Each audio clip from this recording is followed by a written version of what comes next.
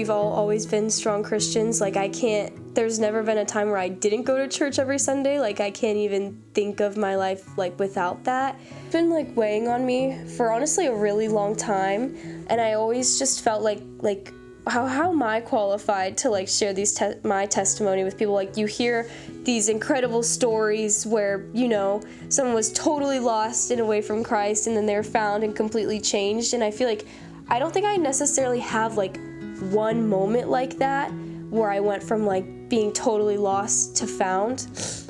I feel like it's almost been, like, a progression, if sort of. Because I had, like, my doubts, like I said, and I just feel like the more I grew, the more I sort of kind of, like, went on my own, you know, almost like do my own research. Like, I started looking up podcasts and listening to pastors and reading the Bible more and, like, actually wanting to understand, like, okay, what is this telling me? Why should I believe this? Like, why do so many people believe this? And I was just like, how can this not be real? And I think then I was also just very anxious all the time. It felt like I sort of had, like, the world on my shoulders just because I felt like I was in charge of everything, you know? Like, I'm in charge of my life. I'm in charge of what's going on.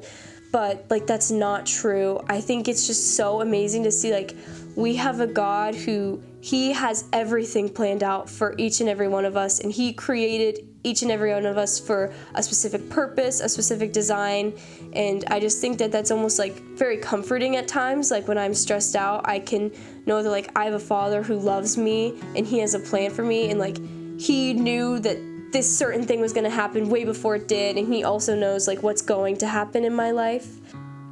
I'm more grateful just knowing, like, every single thing that I have is a blessing from God. Everything that he has given me has been, like he is meant to give it to me, and he is the one who's giving it to me. So, like, you know, sometimes I'll, like, have a bad race because I do cross country, and I'm like, oh, what is happening? But it's like, well, just the ability to run, the ability to be with my team and go out and race, like, these are all gifts from God. So I feel like it just makes me more, like, appreciative of my life. And I also feel like it helps me to be more compassionate and loving towards others, especially those who I maybe feel as though they've wronged me in the past, because you just look, I'm like, oh, like, that friend said something mean to me, and I don't want to be their friend anymore, but then I'm like, well, Jesus, like, God has forgiven me for so much. I should be able to turn around and do the same thing for my neighbor.